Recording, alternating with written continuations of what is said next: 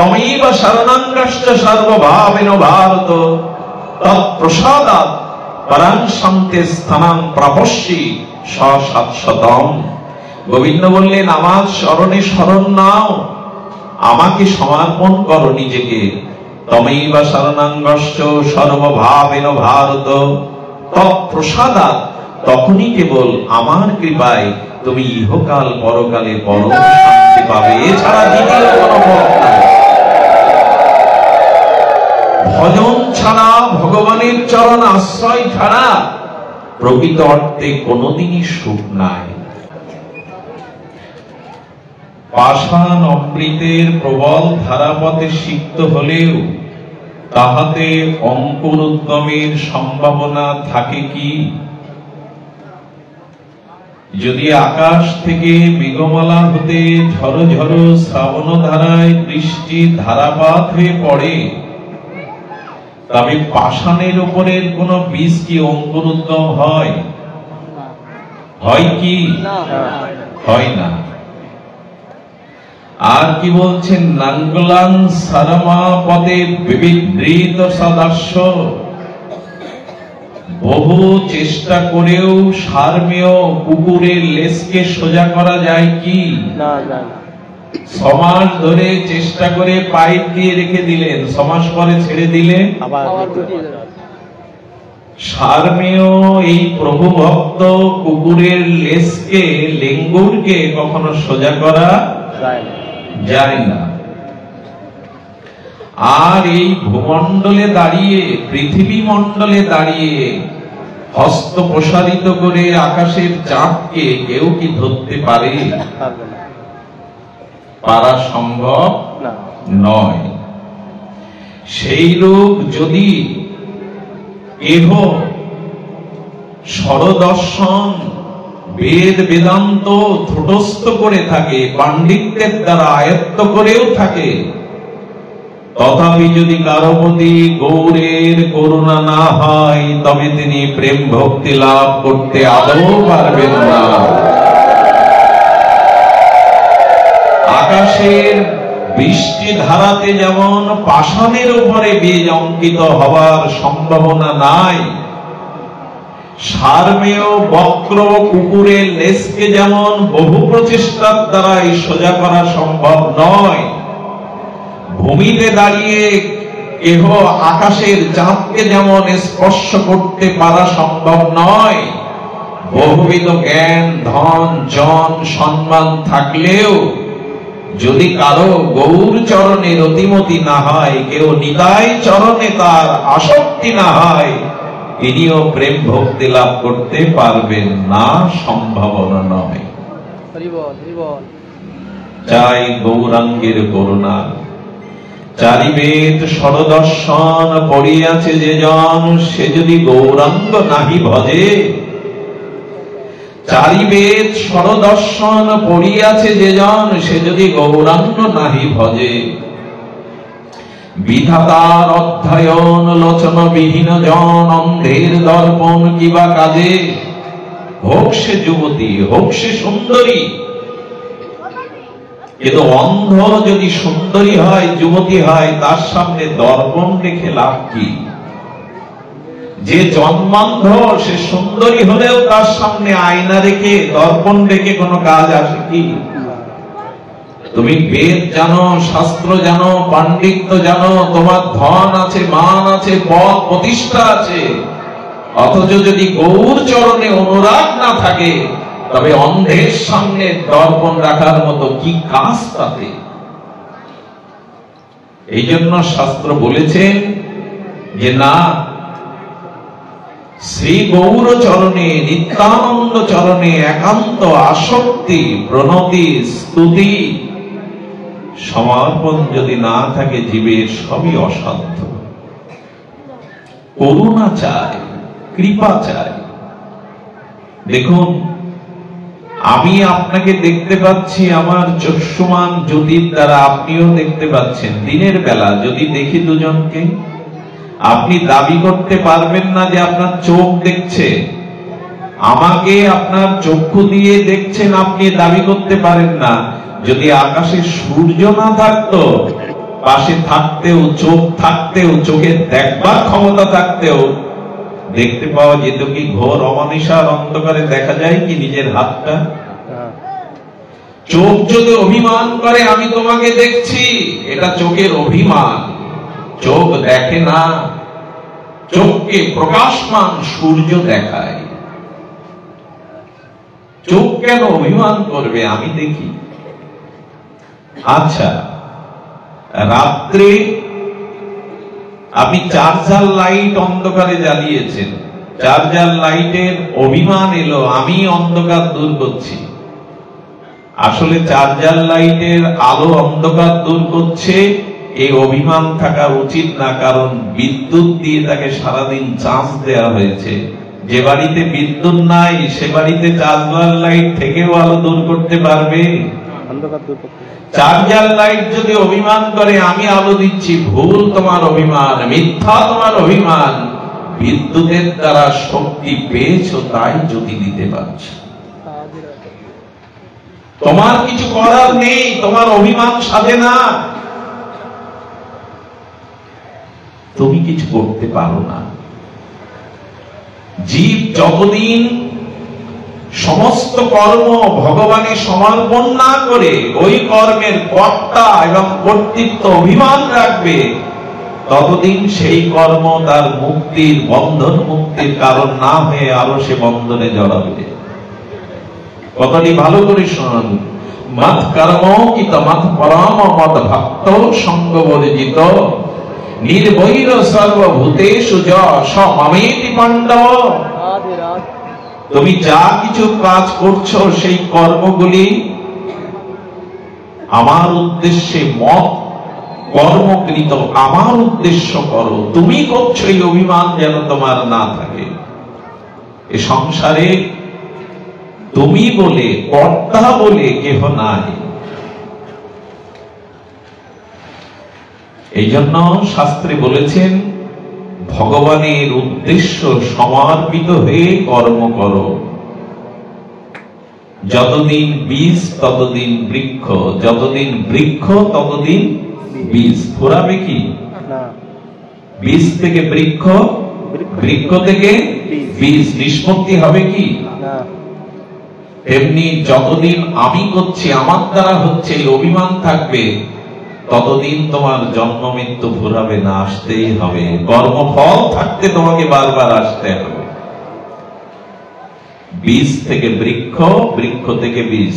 কতবার জন্মেছি, কর্ম শেষ হয়নি বলে কোটি কল্পকালেও তোমার কর্ম সমাপন হবে না, যদি কিনা তুমি আমাতে কর্ম সমর্পণ না করে করো।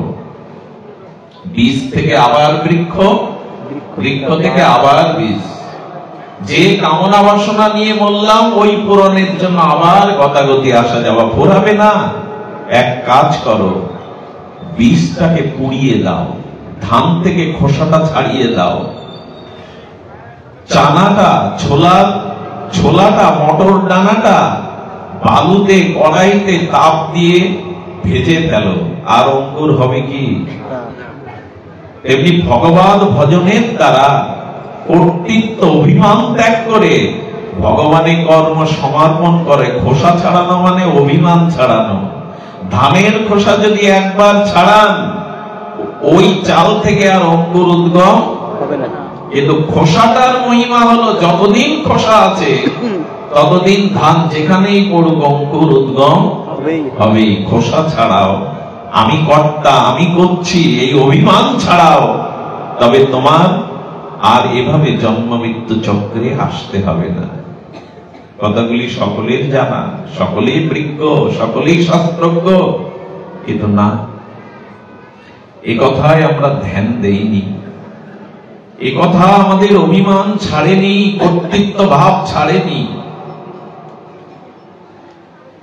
এই জন্য শাস্ত্র বলছেন গৌর চরণে সমর্পণ করো, ভগবান চরণে কর্ম সমর্পণ করো।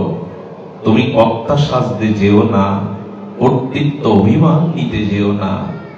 মত কর্ম কিত মত পরাম মত ভক্ত সঙ্গ বর্জিত। আমার উদ্দেশ্যে কর্ম করো।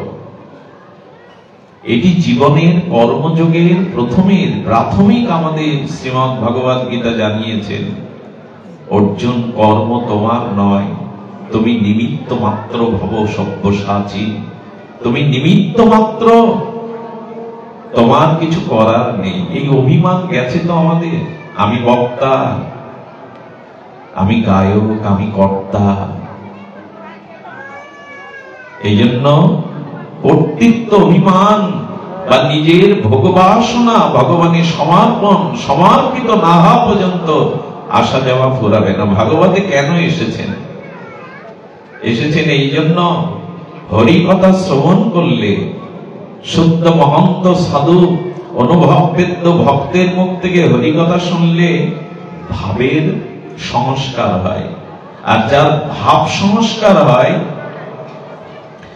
যার ভাব শুদ্ধ হয়, তার কর্ম বা সংস্কারও শুদ্ধ হয়। কারণ যার যেমন ভাব, তার সংস্কারও তেমন। এই জন্য আমরা ভাব বদলাতে হবে। ভাব একমাত্র পরিবর্তন হয় সাধু সঙ্গ হরি কথাতে। একমাত্র ভাবের পরিবর্তন হয় সাধু সঙ্গে হরি কথাতে। ভাগবতে মানুষ আছে কেন? ভাবের পরিবর্তন। অনন্ত জন্মের দুর্বাসনা কুবাসনা আমার ভাব তৈরি করেছে, সেই ভাব থেকে আমার সংস্কার। যদি পরিবর্তন করতে হয়, প্রথমত ভাব পরিবর্তন করতে হবে অনাদিকালে। আর সেই অবিদ্যাগ্রস্ত আমার ভেতরে যে ভাব, এই ভাবটাকেই পরিবর্তন করতে হবে। সেটা একমাত্র ভাগবতই পারে, সেটা একমাত্র সাধু সঙ্গ হরি নাম হরি কথাই পারে। কেমন পারে শুনুন। কুমোর, এক কুমোরের যুবক ছেলেটা কুমোর বাড়িতে চাকে মাটি দিয়ে হুকো তৈরি করছে। কি তৈরি করছে? হুকো। যখন ওর মনে ভাব এসেছে এই মাটিটা ঘূর্ণায়মান চক্রের মধ্যে, ওর মনে আগে ভাব আসবে তো এটা হুকো হবে না ঘট হবে। তো হুকোর জন্য যখন মাটি চক্রে পাক দিচ্ছে, বাবা এসে বলছে খোকা হুকোর প্রয়োজন নেই, কিছু ঘট তৈরি কর। আচ্ছা, উনি কি দিলেন ওনার মাথার মধ্যে, কানের মধ্যে? শব্দ। হুকো না ঘট। কি হলো ওর ভেতরে? সেই ঘট মানে হুকো তৈরি করার যে ভাবটা ছিল, শব্দটা কানে যাওয়ার সাথে সাথে ভাবটা পরিবর্তন হয়ে কি হলো? ঘট। ও তখন ও শিল্প ভাবনা দিয়ে, হস্তশিল্প দিয়ে হুকোনার তৈরি করে ঘট করলো। সঙ্গে সঙ্গে পূর্বের যে ভাব ছিল হুকো তৈরি করার, সে যদি প্রশ্ন করে বসে, হচ্ছিলাম হুকো, তুমি ঘট কেন করছো? বললো ওই যে শব্দ আমার ভাব পরিবর্তন করে দিয়েছে। বাবা এসে বললো হুকোর প্রয়োজন না, ঘটের প্রয়োজন। একটা শব্দ আমার ভেতরের ভাব পরিবর্তন করে হুকো থেকে ঘটে রূপ নিয়েছে। বললেন তোমার শব্দ যদি তোমার ভাব পরিবর্তন করে, তবে তোমার ভাবও আমার সংস্কার পরিবর্তন করে দিয়েছে। যদি প্রশ্ন করে কি সংস্কার পরিবর্তন করেছে, বলে দেখো হুকো যদি করতে আমি নিজেও জ্বলতাম, আর যে মুখে দিত তাকেও জ্বালাতাম। কিন্তু এখন যে ঘট করেছো, এই ঘটে আমিও শীতলতায় থাকবো, জল ভরা ঘট, আর যে আমার কাছে আসবে তাকেও শীতলতা দেব। জয় রাধে। শীতলতা দেব। হুকোটা যদি করতে তুমি, আমি নিজেও জ্বলতাম, যে মুখে দিত। কিন্তু যেহেতু তোমার ভাব পরিবর্তন হয়েছে, এই জন্য আমার স্বভাবও পরিবর্তন হয়ে গেছে। আমি এখন মুখও জ্বালাবো না, নিজেও জ্বলবো না। এখন আমিও শীতল থাকবো, আমার কাছে যে আসবে তাকেও শীতলতা দেব। একটা শব্দ যদি ভাব পরিবর্তন করে সংস্কার পরিবর্তন করতে পারে, গীতা ভাগবতের এই শব্দগুলো কানে গেলে আপনার ভাব সংস্কার পরিবর্তন হবেই হবে, হতেই হবে। ভাব পরিবর্তন হতেই হবে। ভাগবত মানুষকে সংস্কার করে, তার ভাবের পরিবর্তন করে। রদানিকালের কুসংস্কার আমার মধ্যে রয়ে গেছে, ভোগ বাসনা প্রবৃত্তি রয়ে গেছে, এটি পরিবর্তন এমনি এমনি হবে না। সাধুমুখে হরি কথার দ্বারাই ভাব এবং সংস্কার আসবে। ভাব এবং সংস্কার আসবে। গত পরশুদিন আমি পাঠ করে যাচ্ছি, সেই মাটা বড় ভালোবাসে হরিকথা, এবং সেই হরিকথা শুনে শুনে সে চেয়েছিল আমার গর্ভে একটা সুসন্তান আসুক। জপ করেছে, পাঠ শুনেছে, প্রায় পাঠে যেত। তার 3 বছরের বাচ্চাটা নিয়ে পাঠে যাচ্ছে। পরশুদিন আমি পাঠ থেকে, ব্যাসাসন থেকে নেমেছি, ছেলেটা মায়ের আগে আমার চরণে এসে সাষ্টাঙ্গ প্রণাম করেছে। এরপর ওর মার হাত ধরে টানছে, বলছে মাকে প্রণাম করতে। মা তো করবে, কিন্তু ও টানছে। মা প্রণাম করেছে, ও কাঁদছে দাঁড়িয়ে, হাত পা ছুটছে। মা মনে করেছে প্রণামটা দাঁড়িয়ে করেছে, হয়নি, বসে আবার প্রণাম করেছে, তাও আবার হাত পা ছুটছে, কাঁদছে। বলছি কিভাবে প্রণাম করতে? করলাম তো বাবা। বললেন হয়নি। আমি বললাম আচ্ছা কিভাবে করবে বাবা তুমি বলে দাও। 3 বছরের বাচ্চা মার হাত দিয়ে আমার চরণে, মায়ের হাতটা দিয়ে বলছেন ওই হাতটা এবার আমার মাথায় দাও। আমি ব্যস্ততা ভুলে পাথরের মতো দাঁড়িয়ে গেলাম। এ কি সম্ভব? আমি মুখ ফিরিয়ে বললাম এটি কি সম্ভব 3 বছরের ছেলের পক্ষে? এরই নাম সংস্কার, এরই নাম ভাব। আমাকে প্রণাম করেছে, এটা বড় কথা না, কিন্তু তার অনুভূতিটা দেখুন। মা ওই চরণ ধরে তুমি আমার মাথে দাও, হাতে দেবে, ভাবা যায়। এই জন্য করুণা চাই, কৃপা চাই। সেন সেবানন্দের 3 জন পুত্র। কয়জন? 3 জন। যখন সেন সেবানন্দ গৌড়িয়াদের নিয়ে পুরীতে মহাপ্রভুর রথযাত্রার আগে যেতেন, ভার ছিল সেবানন্দ তুমি ধনী, গারস্থেদের মধ্যে, গৃহীদের মধ্যে তুমি ধনী। মহাপ্রভু বলছেন যারা ওই বঙ্গ থেকে পুরী ধামে লীলাচলে আসবে, তুমি খরচ দিয়ে, তাদের দায়িত্ব দিয়ে, পথের খরচা আহারাদি দিয়ে তুমি পুরীতে আনবে জগদ্ধাত্রী দর্শন। এই দায়িত্ব তোমার। ধনী হলে তাদের অর্থটা ভগবানের সেবায় লাগাতে হয়। সেন সেবানন্দকে দিয়ে এটা বলালেন। সেবানন্দের স্ত্রীও গেছেন। মহাপ্রভু দেখছেন সেবানন্দ সেনের স্ত্রী গর্ভবতী। সেবানন্দ সেনকে বলছে তোর গর্ভে একটি ভক্ত সন্তান যেন আসে। মহাপ্রভু আশীর্বাদ করছেন। এই জন্য গর্ভে থাকাকালীন হরিনাম, হরিকথাটা বেশি বেশি শ্রবণ কীর্তন করতে হয়। সাধের দিনে আত্মীয় স্বজনকে ডাকবেন, সেটা আপনার অধিকার, সামাজিক কর্তব্য। 2-4 জন বৈষ্ণব যদি আসে, তাহলে তাদের আশীর্বাদটাও সেদিন খুব কাজে আসে। রামচন্দ্র মা সীতাকে বনবাসের আর জায়গা পাননি, পাঠালেন কোথায়? বাল্মীকির তপবনে। রাজপুরীতে সীতা থাকলে আমার গর্ভস্থ যে সন্তান তারা আদর্শবান, মর্যাদাপূর্ণ হবে না, কারণ এখানে ভোগ, ঐশ্বর্য, হাসি ঠাট্টা আছে। কিন্তু যদি তপবনে, বাল্মীকির আশ্রমে জপ, ধ্যান, তপস্যা, হরিনাম, হরিকথার মধ্যে থাকে, তাহলে আমার উত্তর পুরুষগণ আদর্শ মর্যাদা সম্পন্ন হবেন। রাম ভগবান গর্ভবতী সীতাকে কেন বনবাসে পাঠাচ্ছেন? লক্ষণের দ্বারা। এই হিসাব করেছি আমরা। কারণ মার গর্ভে সন্তান আসা, সেই গর্ভে ধারণের সাথে সাথে ওই 10টা মাস যে তপস্যা, যে মননশীলতা করবে, আগামী দিনের ভবিষ্যৎ সন্তানের তাই নির্মাণ হবে। গর্ভের ওই কটা মাসের তপস্যায় তার আগামী দিনের এই সন্তানের জীবন গড়ে দেবে, ভবিষ্যৎ গড়ে দেবে।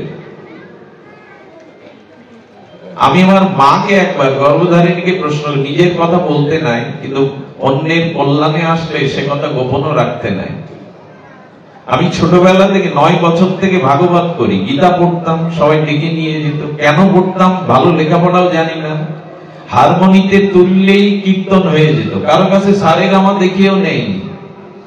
মাকে একদিন প্রশ্ন করছি এটা হয় কি করে, শিখেও তো সঙ্গীত হয় না, কীর্তন হয় না, পাঠ হয় না। বললো তুই যখন গর্ভে এসেছিলি আমার, তোর বাবা তুমুল ভাবে সংকীর্তন করতো, গীতা পাঠ করতো, সেই ভাবধারাটাই তোর মধ্যে এসেছে।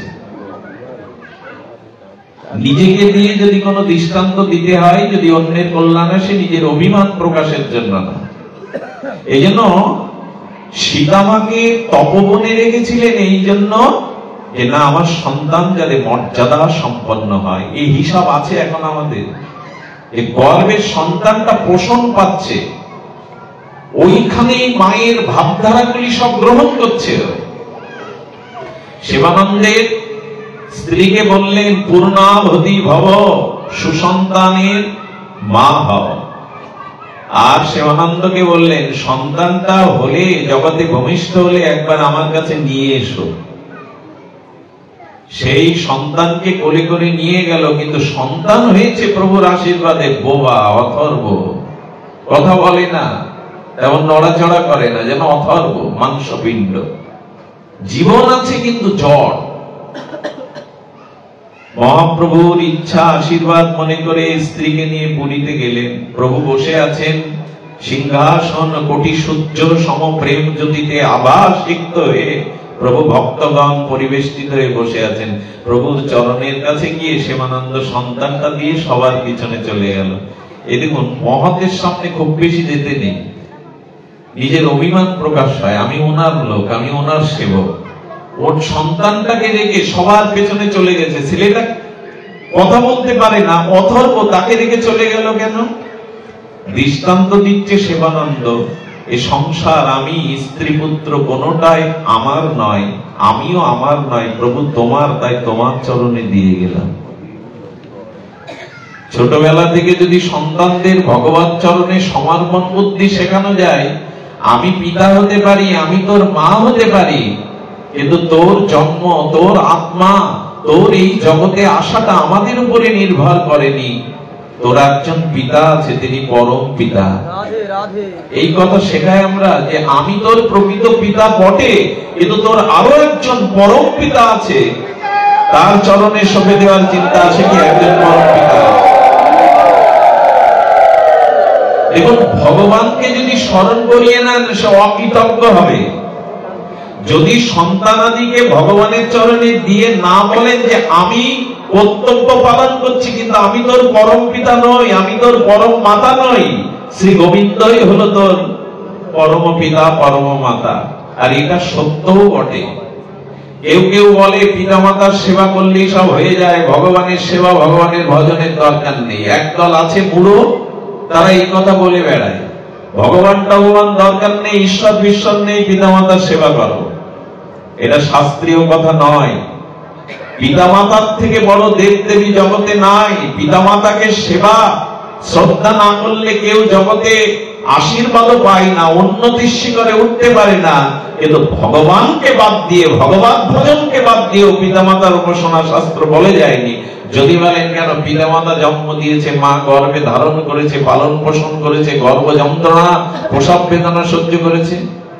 গোবিন্দ তখন বলছেন, শোন, তোর মা কতটুকু তোর জন্য সহ্য করেছে, আর পিতা তোর প্রতি কি অবদান আছে। যদি পিতা মাতার অবদানের কারণে পিতা মাতাকে মানতে হয়, পিতা মাতাকে সেবা করতে হয়, তবে পিতা মাতার থেকে কয়েক শত কোটি গুণ আমি তোর জন্য বেদনা সয়েছি।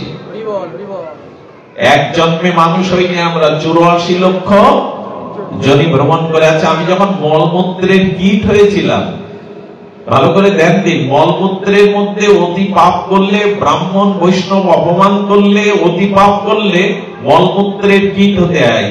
যখন আমি মলমূত্রের কীট হয়েছিলাম, তখন পূর্ব জন্মের পিতামাতা আমার সাথে ছিল, স্ত্রী পুত্র সজ্জন ছিল। ভগবান তখন বলছেন, তুই পাপের কারণে, স্খলনের কারণে, মহাপরাধের কারণে মলমূত্রের কীট হয়েছিস, কিন্তু দেখ আমি আত্মা রূপে তো হৃদয়ে রয়ে গেছি, তোকে ছেড়ে যায়নি। যে পাখাটা চালান, বাতাসটা ইলেকট্রিক পাখা, তার বিল দিতে হয় কিনা আপনার? অবশ্যই দিতে হয়। এবং এই যে আমরা কথা বলি, এই কথাগুলো আকাশ না থাকলে, আকাশ মানে গুণ, শব্দ গুণকর্তম আকাশম। আকাশ কাকে বলে? যেখানে শব্দ পৌঁছায়। দেখবেন শঙ্কের মধ্যে একটা শূন্য স্থান আছে যাকে আকাশ বলে, এই জন্য শঙ্খ বাজালে শব্দ হয়। তার মানে পুকুরের এপাশে ছোটবেলায় স্নান করতে গিয়ে যদি ওই পারে কাউকে বলতেন, তুমি ডুব দাও, আমি দুটো ইটে ঘা দিচ্ছি, দেখো তো শব্দ শুনতে পাও কিনা। পুষ্করণীর মধ্যে, জলের মধ্যে আকাশ আছে, এই জন্য শব্দ করলে ওপার থেকে শোনা যায়। কানের ভিতরে একটা শূন্য স্থান আকাশ আসে, এই জন্য কান শুনতে পায়। ভগবান বললেন, বাতাস নিতে গেলে ট্যাক্স দিতে হয়, হাউস ট্যাক্স দিতে হয়, বিদ্যুৎ চালাতে গেলে ট্যাক্স দিতে হয়, হয় কি না? আর তুমি কথা বলতে গেলে সেই কথা কর্ণ দিয়েও শুনতে হয়। তবে ভগবান দাবি করছেন, যদি বাড়ির ট্যাক্স দাও, জমির ট্যাক্স দাও, এই মনুষ্য জন্মটা আমি দিয়েছি, আমি তো ট্যাক্স চাইনি, দেওয়া কিছু উচিত কিনা? সূর্য যদি না থাকতো, চন্দ্র যদি না থাকতো, জগৎ প্রকাশ হতো না, আলোকিত হতো না। এই বিদ্যুতের আলোটাও সূর্যের কাছ থেকে ধার করা। আমি বিল চেয়েছি তোমার কাছে?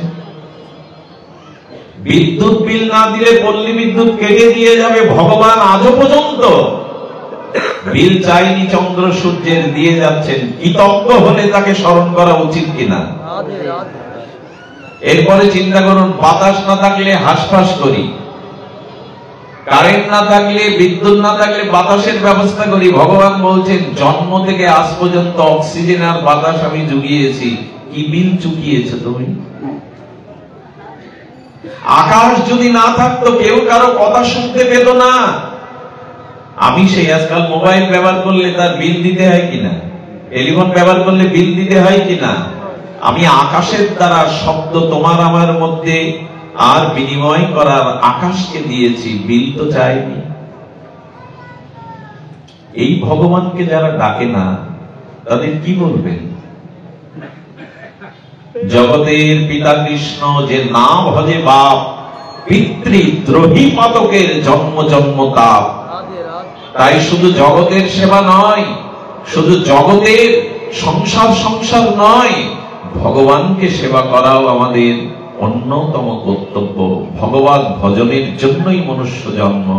আর ভগবানকে যিনি ভালোবাসেন, তিনি সবাইকে ভালোবাসেন। পিতামাতাকেই প্রকৃত কারা শ্রদ্ধা করতে পারে? প্রহ্লাদ মহারাজ বলছেন নৃসিংহদেবকে, প্রভু বর আমি চাই না, যদি দিতেই চান এই বর দিন, আমার পিতাকে আপনি আপনার চরণে স্থান দিন। সুপুত্র না হলে, ভগবত ভক্ত না হলে বংশ উদ্ধার হয় না। যতদিন বংশে একজন সুসন্তান ভাগবত ভক্তের জন্ম না হবে, ততদিন পূর্বপুরুষে এই তর্পণ শ্রাদ্ধের জল তাদের আত্মকল্যাণ করতে পারবে না। যতদিন বংশে একজন সুন্দর হবে, ভক্তি চাই, ভজন চাই, এটা ছাড়া আত্মকল্যাণ সম্ভব নয়। আমি গত 2 দিন যশোরে একটি প্রসঙ্গে একটু আলোচনা করেছিলাম, বিসিকে একটু সামান্য আপনাদের আস্বাদন করার। প্রসঙ্গটি খুব মূল্যবান। সেটি হলো, রাস্তায় যে ব্যক্তি বেরিয়েছে তার কাছে শুনবেন তো, তুমি কোথায় যাচ্ছ? সে যদি বলে যাবো হয়তো কোথাও, যে ব্যক্তি লক্ষ্য জানে না, কোথায় যাবে, গন্তব্য জানে না, বলুন তো সে কোথায় যাবে? যে বলে রাস্তায় বেরিয়েছি কোথাও না কোথাও যাব, সে কি কোথাও লক্ষ্য স্থানে পৌঁছাতে পারবে? তার তো লক্ষ্য নেই। আচ্ছা, টিকিট কাউন্টারে, রেল স্টেশনে টিকিট কাউন্টারে ওই যে খিড়কির মতো টিকিট কাটতে জানলায় টাকা দিয়ে হাত বাড়িয়েছেন, ওপর থেকে কণ্ঠ আসছে টিকিট কাউন্টার থেকে, মাস্টার বলছেন কোথায় যাবেন? আপনি বলছেন যাহাই দিন, যে কোনো এক জায়গায় টিকিট দেবে তো? তার মানে আপনার লক্ষ্য নেই যে আপনি কোন জায়গায় যেতে চান।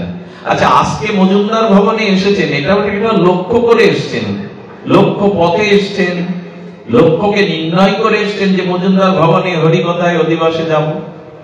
তো আমরা পাশের বাড়ি যেতে গেলেও, পাশের দেশে যেতে গেলেও, দূর দেশে যেতে গেলেও, এক স্থানে যেতে গেলেও একটা লক্ষ্য বা পরিকল্পনা নিয়ে যায় কিনা?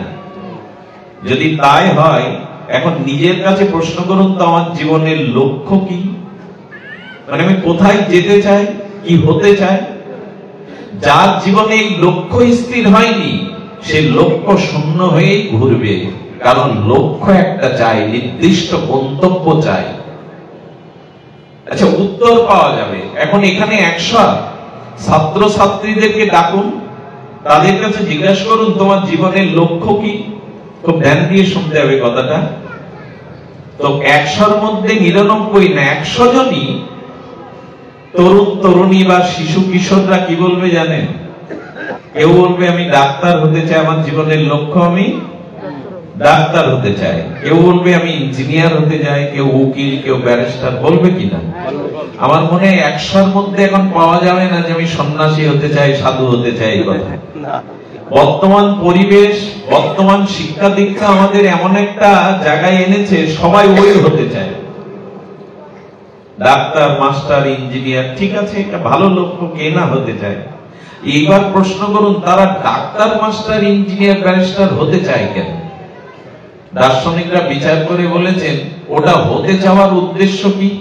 একটা সিঁড়ি পায় আর একটা সিঁড়ি, সাধন সাধ্য বস্তুর কাছে নিয়ে যায়। সাধ্য বস্তু হলো জীবনের লক্ষ্য, আর ডাক্তার, মাস্টার, ইঞ্জিনিয়ার হলো সাধন।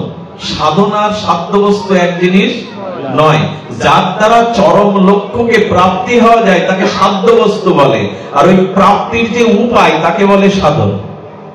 তো ডাক্তার, মাস্টার, ইঞ্জিনিয়ার সাধন। তো সাধন কেন চাইছে সে? একটাই কারণ, অন্তর্নিহিত তাত্ত্বিক কারণ একটাই। ডাক্তার হলে, মাস্টার হলে, ইঞ্জিনিয়ার হলে কি হবে না, আমি অর্থ পাবো, সম্মান পাবো, এবং মানুষের কাছে পদ প্রতিষ্ঠা, অর্থ, সম্মান এগুলি পেয়ে সুন্দর করে সুখী হতে পারবে। এই তো ডাক্তার হওয়ার পেছনে সে মানব সেবা হোক, অন্যের সেবা হোক, কিন্তু মূল উদ্দেশ্য সমাজে নিজেকে প্রতিষ্ঠা করা। প্রতিষ্ঠা মানে অর্থ, সম্মান, পদ, প্রতিষ্ঠা, যশ খ্যাতিই। আচ্ছা, সাধনার সিঁড়ি উপরে গেলে হলেন ডাক্তার, মাস্টার, ইঞ্জিনিয়ার হলেন, লক্ষ্য কি হলো? সম্পদ, সম্মান, মান, প্রতিষ্ঠা, সমাজ সেবা থাকলো তার মধ্যে। এখন সেই ছেলেগুলো, তারা ডাক্তার হলো, মাস্টার হলো, ইঞ্জিনিয়ার হলো, পদ প্রতিষ্ঠা পেল। আমার আপনাদের কাছে প্রশ্ন, সে সুখী হলো তো? এরকম করে কি আমাকে লিখে দিতে পারবেন যে ডাক্তার হলে, মাস্টার হলে, ইঞ্জিনিয়ার হলেই সে সুখী হবে? হবে কি? হয় কি? একটু চারিদিকে তাকিয়ে দেখুন না, বরঞ্চ সমস্যা ওখানে আরো বেশি, সমস্যা ওখানে আরো বেশি। যারা 500 টাকা দিন মজুরি খাটে সারাদিন, ওরা দেখুন এখন নাক ডাকিয়ে, পাটি বিছিয়ে, মাদুর বিছিয়ে নাক ডাকিয়ে ঘুমাচ্ছে। শিল্পপতি যারা, খুব ধনাঢ্য ব্যক্তি যারা, বড় পদ প্রতিষ্ঠা যারা, তাদের ঘুমের বড়ি খেয়েও রাত্রে ভালো ঘুম হয় না। আচ্ছা, আপনাকে যদি বলা হয় সুন্দরী রমণী দেব, স্বর্গের পদ দেব, সোনার পালঙ্ক দেব, কিন্তু আপনার ঘুম কেড়ে নেব, চাইবেন কেউ এর মধ্যে? 1 সপ্তাহ যেতে পারবে না, আপনি দেবতাকেই বলবেন সব কেড়ে নিন, কিন্তু ঘুম দিন। তেমন সবকিছুর মূল উদ্দেশ্য মানুষের টাকা, পদ, প্রতিষ্ঠা, আত্মসম্মান, এগুলি। কিন্তু এগুলি পেলেই কি জীবনের পূর্ণতা, লক্ষ্য পূরণ হলো, সুখ হলো? আপনি কোটি কোটি টাকা দিয়ে পৃথিবীর বড় বড় শহরে গিয়েও 10 গ্রাম 5 গ্রাম সুখ কিনতে পারবেন না। দেখিয়ে দিন আমায় কোন বাজার যেখানে সুখ কিনতে পাওয়া যায়। যায় কি? যায় না, সুখ কেনা যায় না। আচ্ছা, মূল লক্ষ্য মানুষের কি? টাকা, বাড়ি, গাড়ি, জমিদারি, রাজ সম্পদের থেকে মূল লক্ষ্য হলো জীবনে যেন শান্তি পায়, সুখ পায়। এটা সকলের চাওয়া কিনা? সেটা জীবনে পাওয়া হয়েছে তো? না ডাক্তার, মাস্টার, শিল্পপতি হয়েও সব হয়ে গেল? তা হয়নি। এই জন্য আমাদের মূল লক্ষ্যে পৌঁছানো হলো জীবন যাতে সুখী হতে পারি, অনাবিল শান্তির অধিকারী হতে পারি। কিন্তু এক কথায় শাস্ত্র বলে দিয়েছেন, অর্থ, বিত্ত, পদ, প্রতিষ্ঠা, যশ, খ্যাতি কোনো কিছুতেই তুমি পরম শান্তি পাবে না, পরম ঐকান্তিক সুখ পাবে না। কারণ সুখ একজন তোমাকে না দিলে, শান্তি একজন তোমাকে না দিলে তুমি শান্তির অধিকারী হবে না। জংলব্ধা চাপরংলা ভাঙমান্নাতে না বিকান্তত যস্মিনি স্থিত ন দুঃখেন গুরুণাল্লপে বিলাসচতে। বৃন্দাবন দাস ঠাকুর বলে দিয়েছেন, কৃষ্ণ বিনা সুখ দিতে নাহি অন্যজন। ভগবান ছাড়া তোমাকে প্রকৃত শান্তি বা আনন্দ দিতে পারে না। ভগবানই প্রকৃত।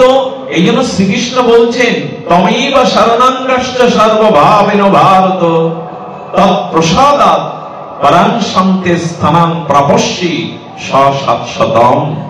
গোবিন্দ বললেন, আমার শরণে শরণ নাও, আমাকে সমর্পণ করো নিজেকে।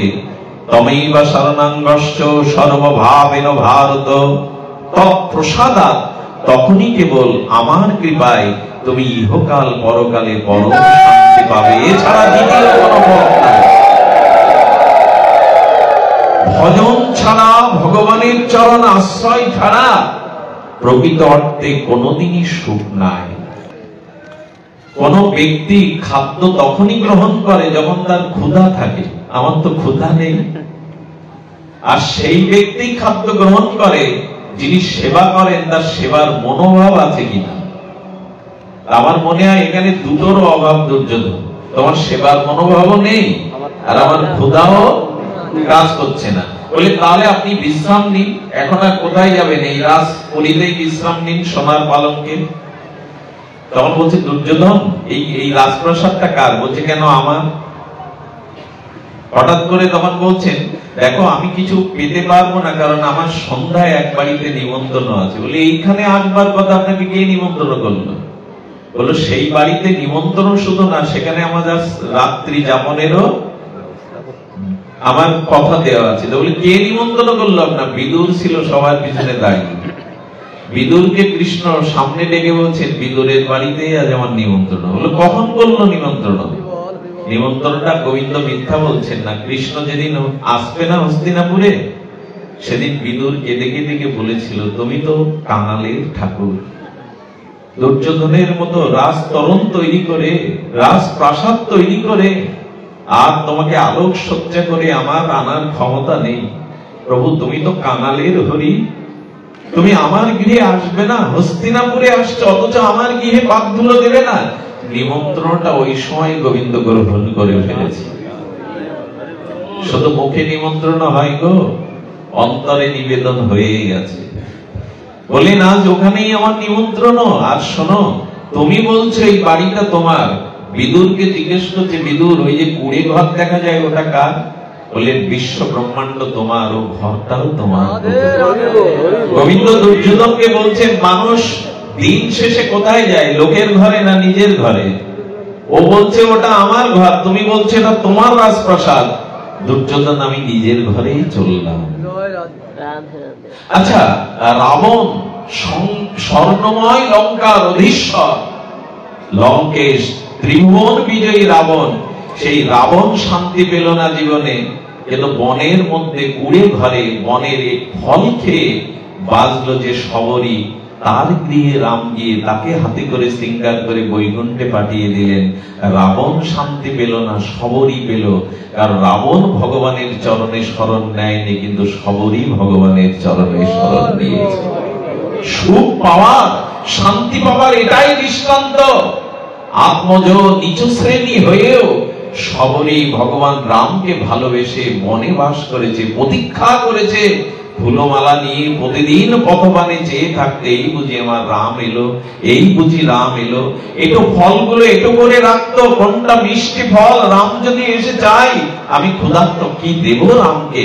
এটো ফল পত্রে রেখে দিয়েছে ঘরের মধ্যে। কে শান্তি পায়, শবরী না রাবণ? কে শান্তি পায়, বিদুর না দুর্যোধন? যতদিন ভগবানের চরণে নিজেকে সমর্পিত না করছি, ততদিন শান্তি আসতে পারে না। এই জন্য তো দেখবেন এই পৃথিবীতে মানুষ রাজ্য ত্যাগ করে, ঐশ্বর্য ত্যাগ করে, সর্বস্ব ত্যাগ করে ভগবানের চরণে শরণ নিয়েছে। শান্তিটা পাবে বলে না, নিজের আত্মকল্যাণ করবে বলে না। তবে যদি বলেন ভগবানকে ভরসা করলে পুত্র কন্যা পিতামাতার মতো সে আমার দায়িত্ব নেবে তো, এই প্রশ্ন আসতে পারে। তার প্রতি সব সঁপে দিলাম, দায়িত্ব নেবে তো? একটা ঘটনা মনে পড়লো, বলো, হৃদয় দ্রবীভূত হওয়ার মতো ঘটনা।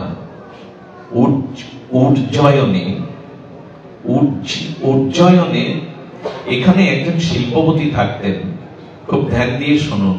এত ধন সম্পদের মালিক, এত মিল কলকারখানা, বড় শেখ, কিন্তু জীবনে দুঃখ হলো তার কোনো পুত্র বা কোনো সন্তান নাই। এখন বড় লোক অনেক ধন সম্পত্তির মালিক, ভূসম্পত্তির বন্ধু বান্ধব আসতো সন্ধ্যায় আড্ডা দিতে। তারা বলতো, শেঠ এত যে তোমার অর্থবিত্ত, কি করবে তুমি, কাকে দিয়ে যাবে, তোমার অরেশ তো নাই। কিন্তু ওই ভদ্রলোক একদিন ভাগবতে গেলেন, বৃন্দাবনের এক মহান আচার্য পাঠ করতে গিয়ে বললেন, যার যেখানে শূন্যস্থান সেখানে গোপালকে বসাও, যার সন্তান নেই সেখানে গোপালকেই পুত্র রূপে বসাও, আর তিনি তোমার এই সাড়া দেবেন, শূন্যস্থান পূর্ণ করবেন। ওনার মাথায় কথাটা কি জানি সেট হয়ে গেল, বেশ লাগলো কথাটা। তাই তো, পুত্র না থাকলে গোপালকে পুত্র করা যায়। উনি ব্যাখ্যা করে করে আলোচনা করলেন। উনি বাড়ি এসে সেই দিনই গোপালের একটা বিগ্রহ আনলেন, তাতে নিত্য ফুল তুলসী আরতি করেন, আর বললেন, লালা আজ থেকে তোর আমি নাম রাখলাম। কি নাম রাখলেন? কুঞ্জ বেটা। কুঞ্জ বিহারী বলে তো কৃষ্ণকে, গোপালকে, উনি রাখলেন কুঞ্জ বেটা। বেটা মানে ওই দেশের পুত্রকে বেটা বলে হিন্দিতে। তো বলছেন, তোর নাম আজ থেকে কুঞ্জ। চকলেট দেয়, ফুল ফল দেয়, খেলনা এনে দেয়, ওকে বাতাস করে, ওকে খাওয়ায়। এই করতে করতে করতে করতে যখনই এর পরে কেউ জিজ্ঞাসা করতো, তোমার অরেশ কে, বললো, কেন আমার কুঞ্জ বেটাই অরেশ, ওই দেখবে আমাকে। বলে, আচ্ছা তুমি যে এই কথা বলছো, তুমি সম্পত্তি গোপালের নামে লিখে দিতে পারো, উইল করে দিতে পারো, কিন্তু মরার পরে মুখাগ্নি শ্রাদ্ধ করবে তো তোমার গোপাল? বলে, সত্যিই তো যাকে পুত্র রূপে ভালোবাসি তবে তা করবে, যে দায়িত্ব সে নেবে।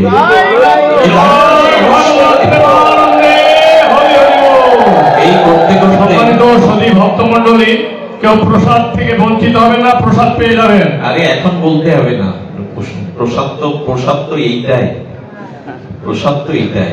প্রসাদ অবশ্যই মজুমদার ভবনে পাবেন আপনারা, অনুরোধ আমি করব প্রসাদ না নিয়ে, কিন্তু এইটাই প্রসাদ। সারা জীবন তো প্রসাদ খেলাম, ডাক্তার এখন খাওয়া নিষেধ করছে। আমার মনে হয় খাওয়াটাও ঈশ্বরের উপর নির্ভর করে। কেন জানেন? আমার আয়ু যদি 50 বছর হয়, তাহলে কি হয়, ভগবান যদি 60 মণ চাল আমার 50 বছরে বরাদ্দ রাখে, ভগবান বরাদ্দ রেখেছে আপনার অন্নটা গোবিন্দ যোগালেই আপনি পাবেন, না হলে মুখের অন্ন তুলতে গিয়ে আপনি মুখে দিতে পারবেন না, ভগবান যদি না চান। ওইখানে স্ট্রোক হয়ে মরে যাবে, মুখের অন্ন মুখেও যাবে না। 60 মণ চাল, আলু আমার 50, আমি 40 বছরে 55 মণ খেয়ে ফেলেছি, 10 বছরে 5 মণ কোলাবে তো? ভগবান তুমি যে হিসাবে বরাদ্দ দিয়েছো, তো 10 বছরে 5 মণ কোলাবে কি করে? গোবিন্দ তখন বললেন, তোমার বুদ্ধি আমার বুদ্ধি এক না, আমি বিশ্বকে পরিচালনা করি। তুমি এই যে অতি খেয়ে ফেলেছো না, এতে ডায়াবেটিস হবে তোমার। আর ডাক্তার কাছে গেলেই আমি ডাক্তারের দ্বারাই বলে দেব 2 কাপ চাউলের ভাত, আর রাত্রে আর সকালে রুটি। ওই 2 কাপে মানে 5 মণেই 10 বছরে চলে যাবে। ওইটা আমার উপরে নির্ভর করে। খেতে চাইলেই আমরা পারবো না, গোবিন্দ যদি না খাওয়ান। এই জন্য গোবিন্দের কথা শুনছেন, অবশ্যই প্রসাদ পেয়ে যাবেন। এটা মহাপ্রভুর ব্যবস্থা। দাদা যেন মনে কিছু না করে, কারণ প্রসাদ হলো এটাই, প্রসাদ হলো এটাই। কুঞ্জ বেটা, কুঞ্জ বেটা। এই যে শেঠ যখন মারা গেল, সবাই সেদিন বলছেন, হ্যাঁ সম্পত্তি বেটার নামে লিখেছে, বেটা কি আর মুখাগ্নি করবে, বেটা কি এসে আর শ্রাদ্ধ করবে? এই কথা যখন বলা বলি হচ্ছে, বিশ্বাস করুন, একটু বেশি দিন, 90-80 বছর আগের ঘটনা। কি করেছে জানেন? একদল ছোট বাচ্চারা এসেছে, এসে ওই ওনাকে ঘিরে সবাই কাঁদছে, শেঠ শেঠ বলে কাঁদছে। তার মধ্যে একটা বাচ্চা অতি বেশি কাঁদছে। বন্ধু বান্ধব সজ্জনরা মনে করলো ইনি তো পুত্রহীন ছিলেন, এদের মনে চকলেট দিতেন, ভালোবাসতেন, তাই উনি চলে যাওয়ায় শোক করতে এসছে। ওরা একটা মায়া জন্মে গেছে। কিন্তু একটা ছেলে ওর মধ্যে এত কাঁদছে, যখন ওর লাশ নিয়ে যাবে, যখন রাম নাম সত্য বলবে, তখন একটা ছেলেকে কান্না থামানো আছাড় খেয়ে খেয়ে পড়ছে। 4-5 জন তাকে বোঝালো, কিন্তু বুঝছে না। বললেন, এর তো কেউ নেই, তাহলে কাজ করা যায়, এর দ্বারাই মুখাগ্নিটা করলে হয় না? এর মমতা এত বেশি, এত কাঁদছে, ওকে নিয়ে মুখাগ্নি করানো হলো। ওর চোখের জল ফোরায়নি। এসে পুষ্করিণীতে যখন সবাই স্নান করছে, বললো ওই ছেলেটা শ্যামল দড়ি পরাতে হবে, ওকে ডুব দিয়েছে। সামনে থেকে ওকে স্নান করা থেকে সেই যে ডুব দিল, আর উঠল না। ঘাটে সকলেই বলতে লাগলো, তবে লালাই এসেছিল পুত্র রূপ ধরে। লালা কথা রেখেছে। লালা যাকে কথা দেয় সে কথা রক্ষা করে। লালাই এসেছিল, লালাই এসেছে বলেই সব কাজ করে গেল। তার শ্রাদ্ধ শান্তিটা অলক্ষ্য থেকে ভগবানই করিয়ে নিয়েছিলেন। ভরসা করুন ভগবানকে। এই জগতে কেউ কথা না রাখলে ভগবান তার কথা রাখবেই। এজন্য যার যেখানে ব্যথা আছে, শূন্য জায়গা আছে, ওখানে ভগবানকে বসান। এর থেকে শূন্যস্থান পূরণের আর কোনো ভালো কেউ নেই। যার যেখানে শূন্যতা, ব্যথা আছে, ওখানে ভগবানকে বসান। যদি ভগবানকে বসাতে পারেন তাহলে জানবেন। আপনাদের মনে আছে কালেখার কথা? কালেখার চরিত্রটা আমার কাছে বড় বিচিত্র লাগে। কালেখা একজন জাতিতে মুসলিম, এটা আপনারা জানেন। এই কালেখা আমাদের যে বৃন্দাবনের মদন মোহন বিগ্রহ কোথায় আছে? করলিতে, জয়পুরের করলিতে মদন মোহন বিগ্রহ আছে। তো মদন মোহন বিগ্রহের বাইরের অংশ ঝাড়ু দেওয়ার দায়িত্ব কালেখার। ওইখানে বেতনভুক্ত কর্মচারী। সেই মন্দিরের বাইরের দিকটা ঝাড়ু দেয়, কালেখা ঝাড়ু দেয়। আর কি করে জানেন? সন্ধ্যায় যখন মদন মোহনের দিব্য আরতি হয়, ও ঝাড়ু রেখে মাঝে মাঝে মদন মোহনের দিকে তাকায়। আমার কি মনে হয় জানেন? ভগবান এমন একটা আকর্ষণীয় বস্তু, যদি বারবার তার দিকে তাকান, ও কোনোদিন আপনার দিকেই তাকিয়ে বসবে। ও তো জড় না, চিন্ময়। আচ্ছা, আপনি ভগবানের কাছে যান তো আপনার কৃপা হচ্ছে না, করুণা হচ্ছে না, প্রেম ভক্তি হচ্ছে না কেন? এত পূজা করেন, এত বিগ্রহকে প্রণাম করেন, এত আরতি করেন, কেন জানেন? আপনি এতদিন ভগবানের দিকে তাকিয়েছেন, কিন্তু ভগবান আপনার দিকে এখনো যদি তাকাতো আপনার সব হয়ে যেত। বলে তাকাবে কবে? বলে ব্যাকুলতা নিয়ে যাও, হৃদয়ে ভাব নিয়ে যাও, প্রেম নিয়ে যাও। যদি প্রেমের নেত্রে, অনুরাগ নেত্রে তাকাতে পারো, তবে কোনো না কোনো দিন তোমার দিকে উনি দৃষ্টি দেবেনি। এক অন্ধ মন্দিরে যেত, তাকে বলতে, তুমি এসো কেন? তুমি তো জন্মান্ত, তুমি তো ভগবানের বিগ্রহ দেখো না, আসো কেন প্রতিদিন? বলেন, আমি না দেখি, ভগবানের তো চোখ আছে। আমি তাকে না দেখি, ভগবান তো দেখেন আমি তার কাছে এসেছি, এটাই আমার পাওয়া। তো তিনি কি করেছেন? ওই কালেখা দূর থেকে আর সাক্ষাৎ বিগ্রহ মদন মোহনকে দেখেন। হঠাৎ মদন মোহন একদিন ওর দিকে দৃষ্টি দিয়ে গেল। যেই দৃষ্টি দিয়েছে, ওর ভিতরে এতটা অনুরাগ জেগেছে, বিন্দু বিন্দু তুমি এত সুন্দর, তুমি এত সুন্দর, আমার শাস্ত্রে তোমার কোনো রূপ নেই, কিন্তু কেন জানি না তোমার ভালো লাগে। ওই যে ভগবান কি দেখেন? জাতি দেখেন না ভেতরের ভাব দেখেন? আত্মা কি কারো আলাদা নাকি? হিন্দু মুসলিমের আত্মা কি আলাদা? সে স্বভাবে সংস্কারে আলাদা হতে পারে, আত্মার কোনো ভেদ নাই। আর আত্মাকেই, ভেতরটাকেই তাকান গোবিন্দ। ওর ভিতরে প্রেম এসে গেল। ঘটনা কি ঘটলো জানেন? ওর কোনো সন্তান জন্ম দেয়নি, কালেখার জন্ম হয়নি। স্ত্রী আর পাড়া প্রতিবেশীরা অভিশাপ দেয়, হবে কেন তোমার সন্তান? আজ একজন মুসলিম হয়ে আর হিন্দুর মন্দিরে ঝাড় দেয়, ওইখানে আবার রাত দিন পড়ে থাকে, তো ওপরওয়ালার অভিশাপ লাগবে না? ওর সন্তান হবে কি করে? যখনই মদন মোহনকে ওরা গালি দেয় বা দোষ দেয়, তখন সহ্য না করতে পেরে একদিন মদন মোহনকে বলছেন, মদন মোহন, আমি তো জানি যে তোমার ভালোবাসা আমি কতটুকু অনুভব করি। তবে দেখো, তোমাকে কেউ কিছু বললে আমার ভালো লাগে না। যে যাকে ভালোবাসে তার বদনামটা সে নিতে পারে না। প্রভু, একটা দাবি করব, আমি মুসলিম, তোমার কাছে চাইবার আমার অধিকার আছে কিনা জানি না, তবে আমার সন্তানের প্রয়োজন নাই, কিন্তু তোমাকে যাতে গালি না দেয় সেজন্য একটা সন্তান দিতে পারো না?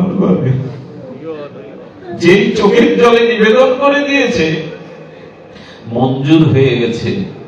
মদন মোহন মঞ্জুর করলেন এবং ওনার স্ত্রীর গর্ভে সন্তান এলো। তখন থেকে মুখ বন্ধ হয়ে গেল, আর মদন মোহনকে কিছু বলে না।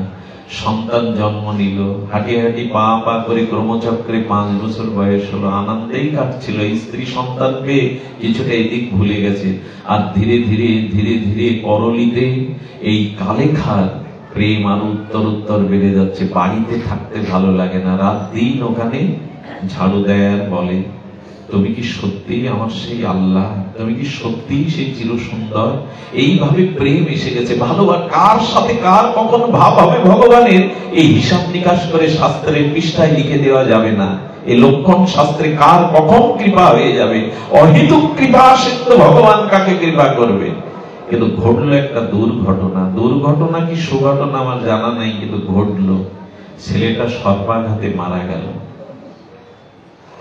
না পাওয়ার থেকে পেয়ে হারানো আরো কষ্টে। সবাই দোষ দিতে লাগলো। আজ মুসলিম হয়ে কালেখা ওইখানে কাঁদে, ওখানে চোখের জল ফেলায়, ওইখানে পড়ে থাকে। হয়েছে উপরওয়ালার তরফ থেকে যা পাওয়া তা পেয়েছে। স্ত্রী কোলে নিল, সন্তানহারা মায়ের আত্মনাদ চিৎকার করতে করতে মদন মোহনের সামনে কালোঘার চরণে এসে পড়লে, নাও আজ তোমার জন্য, তোমার অভিশাপে আমি সন্তান হারা হলাম, এই নাও তোমার সন্তান। ওই বলো বলো তোমার প্রিয় দেবতাকে বলো, মৃত সন্তান বাঁচিয়ে দিন, আমার কোল আবার ফিরিয়ে দিন। বলো কি ভালোবাসো তুমি তাকে, বলো। সন্তানটাকে কোলে নিয়েছে কালেখা। মন্দিরের যেখানে বেড়া আছে, একটা সীমারেখা আছে, ওর মধ্যে তো যেতে পারে না। সন্তান কোলে নিয়ে বলছে, আমি সব সহ্য করতে পারি, পুত্র সব মেনে নিতে পারি, তোমাকে কেউ খারাপ কথা বলুক, তোমাকে কেউ দোষ দিক, আমি মেনে নিতে পারি না। মদন মোহন, তোমাকে যাতে কেউ আমল না তুলতে পারে, তুমি একটা কৃপা করো, আমার প্রয়োজন নাই তোমাকে ছাড়া, এই জগৎ আমি চাই না। মদন মোহনের চোখ থেকে একটা প্রেম ছুটি বেরিয়ে এলো, হৃদয়ে প্রবেশ করলো মৃত ছেলের। সঙ্গে সঙ্গে মা মা বলে কেঁদে উঠল মৃত সন্তান। স্ত্রীকে কোলে দিয়ে বলছেন, এই নাও, এই নাও আমার মদন মোহনী ফিরিয়ে দিয়েছে। আর কোনদিন তাকে কটূক্তি করবে না, আর কোনদিন তাকে বড় কথা বলবে না। এর শেষ জীবনটা এইখানেই কেটেছিল এই কালেখা। আমি বলি, ভগবানকে ভালোবাসুন, তিনি মূল্য দিতে পারেন, প্রতিদান কেবল তিনিই দিতে পারেন। এই সংসারকে ভালোবেসে কে কি পেয়েছেন কিনা জানি না, কিন্তু একদিন দীর্ঘ নিঃশ্বাস পড়বে, যাদের জন্য সব করেছেন তারা কেউ আপনার হয়নি। এই জগতে কেউ কারো হতে পারে না। এই জন্য ভগবানকে আপন মনে করুন। নিজের বাকি জীবনের সময়টুকু কখন প্রদীপ নিভে যাবে জানি না, ভগবানের চরণে সমর্পণ করুন। যাই হোক, আগামীকাল শ্রীমান মহাপ্রভুর পূর্ব আবির্ভাব তিথি, দোল পূর্ণিমা, হোলি উৎসব। এই তিথিটা বাঙালির জীবনে অন্তত প্রত্যেকের একটু অর্ধেক আচরণ করা, পালন করা উচিত। কাল সন্ধ্যায় অবশ্যই প্রদীপ জেলে একটু মহাপ্রভুর অভিষেক করবেন। যদি গৌর না আসতো, আজকের এই হরিনাম, আজকের এই অধিবাস, আজকের এই ভাগবত ভক্ত সঙ্গ আমরা পেতাম না। যদি গৌর না আসতো আমরা বৃন্দাবন জানতাম না। যদি গৌর না আসতো আমরা যুগল সেবা পেতাম না। যদি নিতাই গৌর না আসতো হরিনামও পেতাম না। এই বৈষ্ণব সম্মেলনও আমরা পেতাম না। এই সবটুকু মহাপ্রভুর অবদান। তাই কাল মহাপ্রভুর আবির্ভাব দিতে রং শুধু বাইরে মাখাবেন না, হোলি শুধু বাইরে না, যেন হৃদয়ে অনুরাগের রং লাগে, গৌর প্রেমের রং লাগে। বাইরের রং উঠে যাবে, বাইরের রং উঠে যাবে, কিন্তু হৃদয়ের অনুরাগের রং উঠবে না। কাল রাঙানো দিন, অনুরাগে রাঙানোর দিন, হরি নামে রাঙানোর দিন। আগামীকাল সেই হরি নামে আপনারা ব্রতী হবেন। মজুমদার ভবনে তারা প্রতি বছর পিতামাতার আত্মকল্যাণে আপনাদের ডেকে এই যে অনুষ্ঠানের আয়োজন করেন, আপনারা সকলে মিলে আশীর্বাদ করবেন। মজুমদার ভবনের পূর্ব পুরুষ যারা মাতৃমণ্ডলী, তারা যেন গোবিন্দের চরণ প্রাপ্ত হতে পারে, এই যজ্ঞ যেন পূর্ণতা প্রাপ্ত পায়, এই যজ্ঞ যেন গোবিন্দ চরণে প্রসন্নতার সমাহিত হয়। অনেক দূর থেকে যারা এসেছেন তাদের সবাইকে প্রণতি জানিয়ে আগামীকালের গৌর পূর্ণিমার শুভ শুভেচ্ছা, অভিনন্দন, প্রণামাদি জানিয়ে আজকের মতো কথা বিশ্রাম করছি।